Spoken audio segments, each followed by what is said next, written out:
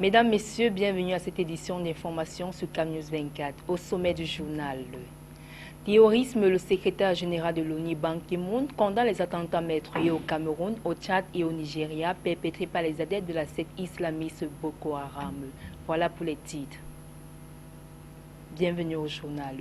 Journée mondiale de la normalisation, le Cameroun s'est joint à la communauté internationale hier mercredi 14 octobre 2015 pour célébrer la 46e édition placée sur le signe du langage commun universel.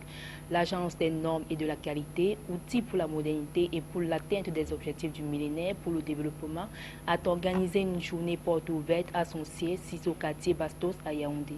Jean-Pierre Bitongo, Donna Ayuso. Il y avait du beau monde ce 14 octobre au siège de la Nord, l'Agence des normes et de la qualité, qui organisait à l'occasion de la 46e édition de la Journée mondiale de la normalisation, une journée portes ouvertes. Question de mettre à la disposition du public ce qui a été fait en 5 ans d'activité. C'est là un problème qui ne ressort pas des compétences de la norme. La normalisation est essentiellement volontaire. C'est un consensus. Et à partir du moment où il y a consensus, il n'y a pas obligation. Ça, c'est la règle. Maintenant, pour des raisons de sécurité, de santé publique, de protection de l'environnement, l'État peut décider, c'est une volonté politique, de rendre certaines normes d'application obligatoires. Il est donc de nos jours difficile d'imaginer un monde sans normes et la normalisation qui couvre de nombreux champs implique beaucoup d'acteurs, garantie, ouverture et concertation. En relation directe avec la mondialisation des marchés, elle est au cœur des enjeux des sociétés d'aujourd'hui et de demain.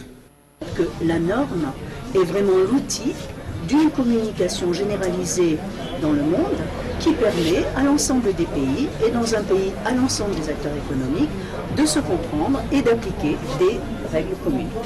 Les normes sont pour ainsi dire une capitalisation d'expérience et de compétences à l'échelon international, donc elles constituent une ressource indispensable pour les gouvernements dans la mise en place de leurs politiques publiques. En effet, sans normes internationales communes établies et reconnues, pas d'échange possible, quel que soit le domaine. L'ANOR contribue à la mise en œuvre efficiente du DCSE, le document de stratégie pour la croissance et l'emploi, à travers l'identification et la programmation de l'élaboration dans les secteurs prioritaires de cette politique avec un fort potentiel d'impact sur la croissance. C'est là un problème qui ne ressort pas des compétences de la norme. La normalisation est essentiellement volontaire. C'est un consensus. Et à partir du moment où il y a consensus, il n'y a pas obligation. Ça, c'est la règle.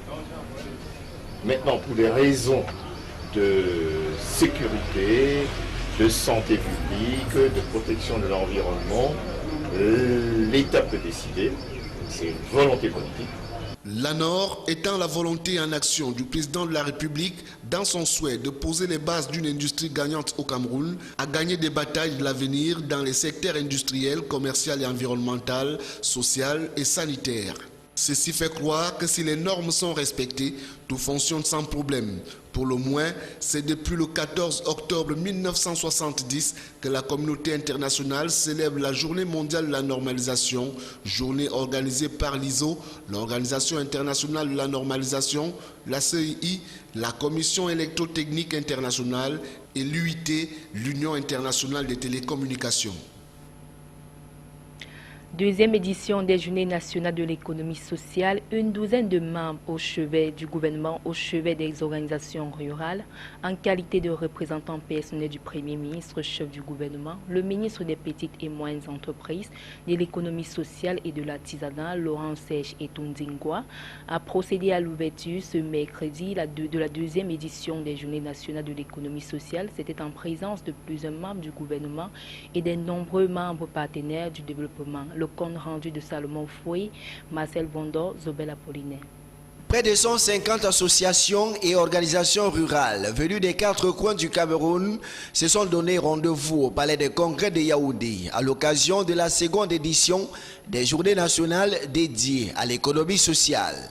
Pendant 3 jours, les participants sous la houlette de leurs encadreurs réfléchiront autour de la problématique des politiques publiques d'encadrement et d'accompagnement des organisations et entreprises de l'économie sociale. Il s'agira durant ces journées de faire l'état des lieux, des politiques et actions déployées par les pouvoirs publics au bénéfice des acteurs de l'économie sociale, d'élaborer un mécanisme de structuration des activités qui se recrutent dans ce pan de l'économie, de jeter des bases d'une plateforme d'échange entre l'administration et les acteurs de l'économie sociale et développer le réseautage au sein de cette corporation. De l'avis de Laurent Sèche et Tundingwa, le concept d'économie sociale est devenu une fonction gouvernementale au Cameroun depuis 2004, lorsque le chef de l'État lui a consacré tout un département ministériel. Malheureusement, les actions de l'économie sociale se trouvent dispersées dans les portefeuilles de plusieurs ministères, toutes choses qui entraînent une incoordination des activités de développement de cette forme d'économie qui souffre d'une absence criante de financement, d'infrastructures, d'accompagnement ou de cadre de formation. L'harmonisation des interventions gouvernementales pour un meilleur encadrement des acteurs de l'économie sociale apparaît désormais comme l'enjeu majeur des présentes journées dédiées à l'économie sociale. Aujourd'hui, les choses sont bien menées parce que ce sont les maires des communes, avec les sous-préfets de ces arrondissements-là, avec les préfets du département, qui gèrent les documents financiers et l'argent ne peut être retiré que par ceux qui ont demandé parce que les papiers sont en leur nom. Pour mémoire, l'économie sociale regroupe un éventail d'activités. Loin d'être exhaustif, on y retrouve l'agriculture, l'élevage, la pêche, l'artisanat ou le commerce à moindre échelle. Des activités qui se pratiquent au quotidien dans des familles et quelquefois adossées sur des organisations et associations rurales, urbaines ou périurbaines. Journée mondiale de l'alimentation, demain vendredi 16 octobre 2015, le Cameroun de concert avec la communauté internationale célébrera la 35e édition de la Journée mondiale de l'alimentation sous le thème protection sociale et agriculture. L'annonce a été faite par le ministre de l'Agriculture et du Développement rural, Henri Eyebe Aïssi. C'était au cours d'un point de presse en présence du représentant résident de la FAO et de ses collègues membres du gouvernement. Le compte rendu de Salomon Foy, Marcel Bondo Aben et Donna Ayuswa. 795 millions de personnes souffrent de la sous-alimentation à travers le monde. 12,4% de la population locale, soit 2 300 000 Camerounais, exposés à la faim. Ces statistiques qui sont de la FAO, l'Organisation mondiale pour l'alimentation, viennent confirmer la vulnérabilité du pays, attestent sans embâche que la lutte contre la famine reste une préoccupation au Cameroun. De l'avis du MINADER, les causes de cette mauvaise réputation sont imputées au changement climatique, la guerre contre Boko Haram et la crise sociopolitique en Centrafrique. À en croire Henri Eyebe Aïssi, la Journée mondiale de l'alimentation, instituée en 1979 et célébrée le 16 octobre de chaque année, a pour objectif de sensibiliser la communauté internationale sur la problématique de la famine et de la malnutrition. Elle permet également d'évaluer le chemin parcouru, question d'apporter des correctifs et envisager des politiques idoines pour un meilleur accès des populations à une alimentation saine et équilibrée. Parmi les solutions envisagées par le MINADER, on pense à la réforme de l'office céréalier, le renforcement de l'accès à l'eau, aux soins de santé et à l'hygiène. La principale innovation de cette année est l'intégration de la sécurité sociale des acteurs ruraux au thème retenu pour cette 35e édition. Il s'agit de penser à l'élargissement et à l'adaptation du régime de protection sociale au monde rural dont les acteurs ont difficilement accès aux soins de santé, à l'assurance maladie et au financement de leurs activités. Le lancement de l'édition Téléfoot 2015 aura lieu vendredi prochain au Palais des Sports de Yaoundé. C'était là la dernière annonce du nouveau MINADER au cours de ce point de presse. Terrorisme Boko Haram, l'ONU à travers Ban Ki-moon, secrétaire général, condamne les attentats meurtriers survenus au Cameroun, au Tchad et au Nigeria, exige par ailleurs la tenue rapide d'un sommet des chefs d'État de la zone CEMAC et de la CEDEAO. À la suite des attentats terroristes dont régulièrement sont victimes le Cameroun et les autres pays du bassin du lac Tchad. Donna Ayuswa. Dans un communiqué publié le 12 octobre dernier, Ban Ki-moon, le secrétaire général de l'Organisation des Nations Unies, a condamné ces attentats perpétrés par des membres présumés de Boko Haram. Il a dans la même lancée présenté ses condoléances aux familles des victimes et réitéré sa solidarité au peuple camerounais. Aussi renouvelle-t-il le soutien des Nations Unies au gouvernement du Cameroun et aux pays du bassin du lac Tchad dans leur lutte contre le terrorisme fondée sur le droit international humanitaire, des droits de l'homme et des réfugiés. Le patron de l'administration de l'ONU va aussi condamner dans un autre communiqué les attentats qui ont fait le week-end du 10 au 12 octobre une quarantaine de morts au Tchad, l'un des pays de la CBLT, qui subit également les exactions du groupe terroriste islamiste Boko Haram. Le secrétaire général félicite le Tchad du rôle qu'il joue dans la lutte contre Boko Haram, ainsi que les pays du bassin du lac Tchad pour leur effort contre ces fléaux. Il encourage la tenue rapide du sommet reporté des chefs d'État d'Afrique centrale et de l'Ouest, qui constitue un moyen supplémentaire de s'attaquer à la menace terroriste dans la région, ainsi qu'à ses causes profondes de manière globale, dans le plein respect du droit international humanitaire, des droits de l'homme et des droits des réfugiés. Initialement prévu le 18 avril 2015 à Malabo, la capitale de la Guinée équatoriale, le sommet extraordinaire des chefs d'État de l'Afrique de l'Ouest et du Centre avait été reporté pour des raisons non communiquées.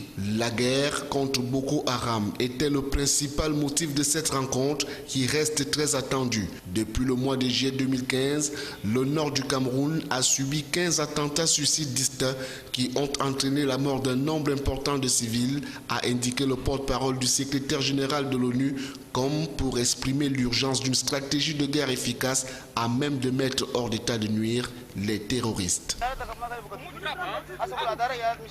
Politique, parlons des enjeux du renouvellement des organes de base et des institutions spécialisées du RDPC que vise cette opération. Élément de réponse avec Jérieba.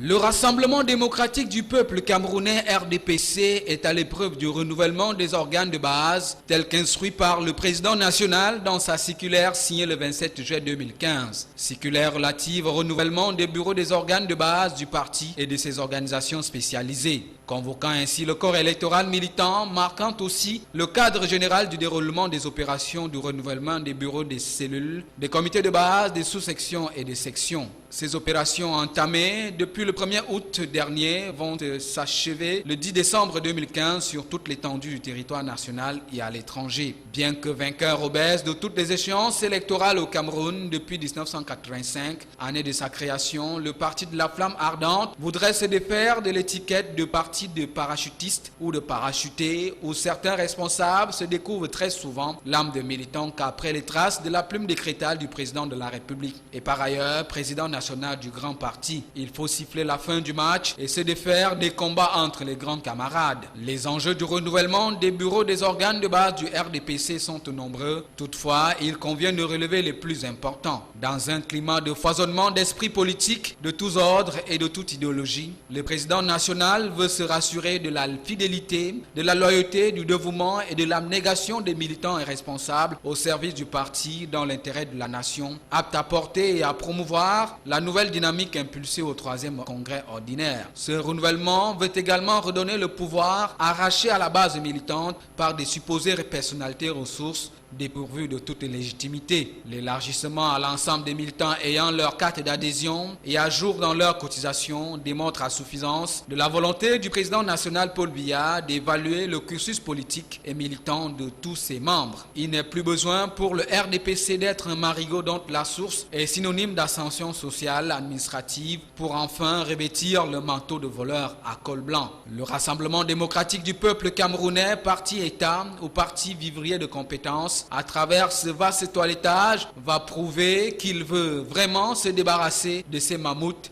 et effectuer un retour d'ascenseur à ceux qui ont servi le parti et la nation et non à ceux qui s'en ont servi pour hypothéquer l'avenir de plusieurs générations. Ce n'est que par là que l'on parlera du vrai renouveau national et politique. Fin du journal, restez en compagnie des programmes de CAM News 24.